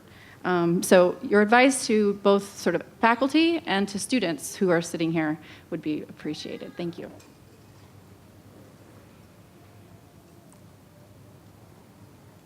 I better have an answer to that, right? A quick question. It's multidisciplinary. It's not the law school? Correct. It is not the law school. So some programs are embedded in law schools. Many other programs are interdisciplinary. Yeah. So, yeah. Well, this is a great time for that, honestly, because I remember 20 years ago, I'm a sociologist by training, and I found working in human rights, and I remember going to Larry Cox, if you know him, at the Ford Foundation, feeling very frustrated, saying, Larry, I think I'm going to go get a law degree. I mean, it's so law, legal and legal and legal. And I think he said, don't you dare. We have to open it up so other disciplines can see their role and their contribution to human rights. So don't you dare. And I listened to him, thankfully. There are so many, AAAS has just been amazing in showing what scientists and how scientific expertise, professional societies, a whole range of disciplines, how every single one of them has something contribute, can play a part in human rights. So one thing I would highly recommend is that you connect with AAAS because they're so multidisciplinary, and see how their members of the Science and Human Rights Coalition, how their members are experiencing, talking about, pursuing human rights. That's one thing. I had another thing, and I've forgotten it, so I will wait and see. I'll piggyback on what you said. I agree totally. Like, I think we need more human rights people, or people thinking through that lens in like every discipline. And so the AAAS is a great example, but also just, I've personally had to find, hydrologists, geologists, to work with. And there's often this initial, needing to train them on what human rights are and kind of also how to enter a community in a respectful way. There's a lot of stuff that they need. And I think if we have students going into different fields that have that stuff to start with, that will be incredible. And that will change the world, right? So I would say that that's important. And then I also think, to the extent that we all can help students know what their power is, because I think there is a sense of disempowerment that students often have, that starting now, they're already making a difference, and kind of just helping them with that self-efficacy. I didn't mention the self-efficacy in my answer to you, so I will segue back to that. Self-efficacy is this weird term that psychologists use about whether you feel like what you're doing is effective. I said that that's a really big problem in human rights, and then I also said we shouldn't look for attribution, right? Is there a contradiction there? Yes, but no. But no is the piece that's about, we need to feel effective. We need to feel like the best day of human rights work we ever had was when we answered that community's question of why we're here in a way that was satisfying. Or we accompanied an undocumented person to immigration court, and even though they maybe were faced with this horrible abuse, they felt supported in that moment. They felt that someone had their back. Just like little things like that, I think we can start to shift that. And sorry to take that segue that far, but I think that human rights studies outside of law school are going to be more and more important as time goes on. I would say that it's crucial to include the whole practical side of the work from the very beginning of these kind of careers. So it's a lot about how do you build relationships, how do you do organizing, having people being in practice and reflecting at the same time. I think there's a lot about methodology as well. I would really say from Latin America, seeing there should be so much more popular education dynamics within our academic education. I think the things that like you're doing should be part of our programs, because that's what you're going to need afterwards, right? And then I'm just going to pitch as well. And we're going to explore this a little bit during this conference as well with 3 small human-centered design workshops on some of the challenges, kind of as an example of things that we might get a little bit more into our curricula as well. So you're very welcome there. Thank you. Hi there, Leah Wilson from the University of Winnipeg in Canada. My work has been focused on the movement for justice in Palestine and decolonization in Canada. And within both those movements, you find a critique of normalization. So organizations that operate within a broken framework normalize the violence and the injustice that occurs to their people. And I'm wondering how you bridge that gap within organizations and movements and activists, because it creates a lot of divide, and how you can find solutions for people's critiques within their own work. I'm not sure I understood. I'm sorry. Like the question part? Yes, could you say a bit more? I'm maybe fatigue. Yeah. So the critique that people who work like in justice movements, when they operate within the spheres that are creating the injustice, they're normalizing that. And so within the critique of normalization, it creates divides between organizations who will work with like what is causing the injustice, and for organizations that will not work with those that are causing the injustice. So how do you create how do you create solutions for everyone in those social movements that are satisfied? This is so tricky, and again, I go back to what Opal said. I mean, there's a sense in which organizations will do what they can where they are, and we have to kind of meet people where they are. If they can only do this much, God bless them, do this much. As long as the long-range goal is the same, some will try this approach, some will try the other, but as long as this is where having a framework like human rights is so valuable. Is it consistent? We have a frame of reference. We have a point of departure. Is it consistent? They may agree that this is the optimal, they may think this is the optimal, most pragmatic way to get there. This group may think, no, on the contrary, you're normalizing and you're playing and you're reinforcing and whatever. And if the answer were crystal clear on what is the right way to do it, to get there, we wouldn't have those kinds of struggles. But as long as there's the common agreement on what the long-term view, are we in agreement on what success looks like or not? If we are, then, and we are using the same frame of reference, human rights, then there's room, we need to have room for different people approaching things differently. But if one of those is not, if there's no agreement on either the ultimate vision or the frame of reference, then it's kind of hard to see how you're forming a movement together.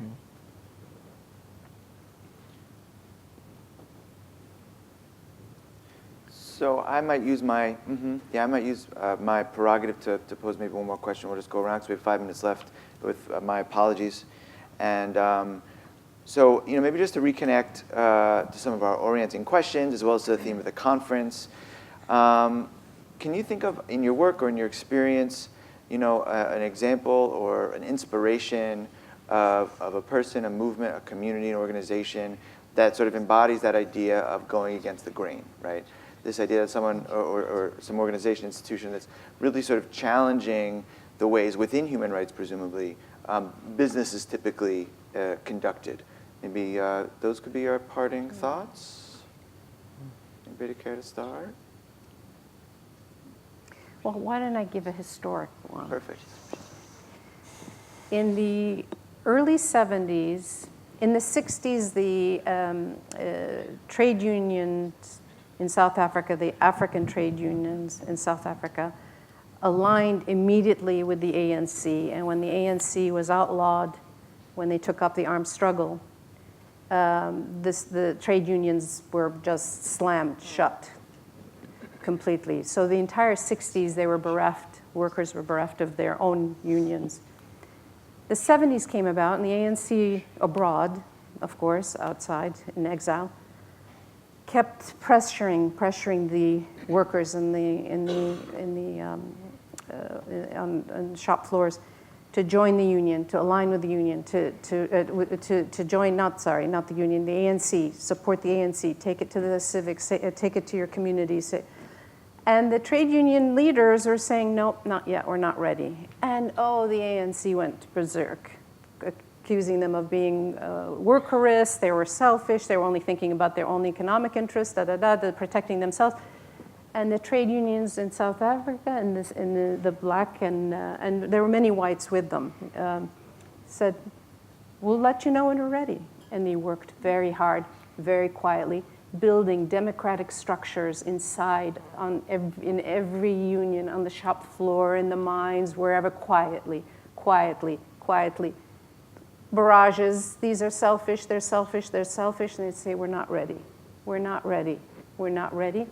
The 80s came, and boy, were they ready. Then they said, now we're ready, and they formed the Congress of South African Trade Unions, and that made all the difference. And that always has stayed with me, is that you need to trust. People will know when they're ready, when they can, and that has to happen. That has to take time. It can't be. It's not you turn on a switch. We have a great idea. Come support us. Stand with us. Flick the switch. When they're ready, they will. A couple other thoughts or examples as time dwindles down. I can tell one. It's not my story, and you can find it online. This is a story of the recent victory of the Guarani in Ecuador, which was a case they brought essentially against the granting of an oil concession within their territory. And so I'll just say two things about it. One, I think it's a good example of going against the grain, because not only did they use a court case, right, to try to use the courts in Ecuador to halt this oil, basically what was going to be an auction for oil rights, but they did so both legally and then also in traditional ways. So they mapped their own territory, they created their own knowledge about their own territory, and then in the space of the courtroom itself, sang traditional songs. It basically jammed up the whole thing, stopped the proceedings, made the judge listen to them sing. And I think, and then they won. Also. And I think that kind of insistence on their own method and their own way of knowing things at the same time as using the law and kind of having allies in who were lawyers, I think that's a really wonderful story. And you can find it online, and it's really inspiring. So go to the Aliança Sebo's website or Amazon Frontlines in English, and they have some really wonderful material. Any final thoughts? I'll say really quickly, a couple groups in the U.S. who have been part of like the Move for Black Lives movement that actually says human rights and uses human rights in their framework, and also use a lot of cultural workers, dream defenders, in BYP 100. So I didn't want anybody to get the impression of saying no one here uses the word, like obviously like U.S. Human Rights Network, so forth, but that it just looks different here when people use it. And very last thing I would say is organizers might be mad with me, but I'm leaving tomorrow morning. People know this, but the reason I'm leaving is because I'm going to New York Comic Con. Back in New York, and I think people don't know that like there's panels like these at Comic Con. That there's panels on gender rights and talk about how you use human rights in like story format and comic books, and that people here should be connecting with people at Comic Con as such places and actually make that broader and have a universal understanding. Better costumes too. Yeah, exactly. Yeah, I would have a short one from Cajamarca in the mountains in Peru, in Celendín, which was a village with not so much political tradition. And then there came in this $5 billion mining project, actually by Newmont, which is from Colorado here. And they really had to find out everything from the ground up. They, of course, used existing organizations, but they were very creative. I think 4 different things I think are crucial. They combined action in the virtual space and reaching out to far wider audiences, and they really became very international. But then they did amazing grassroots work on the ground. They really framed the language around the protection of the lakes. They became guardians of the lakes, of the water, which put in the center their connection to their ecosystem. And they had to get to know their ecosystem again. So they got back to their history, identity, and traditional roots as well. So it was about looking at the future and getting back to our past, which I think also is a very interesting way of connection. And then they were amazing. In every march was different. There was the march with the mascotas, the animals like the hounds and the cats. There was the march with the pregnant women. There was the march of the children. So it was a lot about through action creating stories as well. Excellent. Please join me in thanking all of our panelists this morning.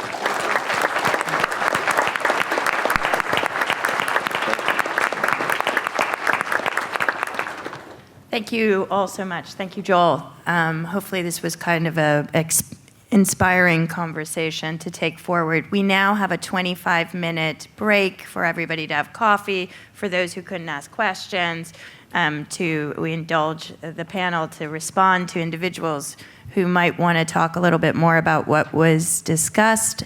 And then after that 25 minutes, we will break out into the concurrent sessions. There will be colleagues to show you where to go if you have any questions around where you're going, and there will be a Just Labs workshop using new methodologies to continue to have some of these conversations going forward. So thank you all for your time, and enjoy the coffee break for 25 minutes. This is a pitch for a presentation, workshops taking place on Friday, of ethics and methods of human rights work, using humor, using transparency, and really looking at the messiness and the mistakes that we as practitioners and academics and both have made, and learning from it. So ethics and methods of human rights work, 10:30 in the morning. Sorry for stealing the time, but not really.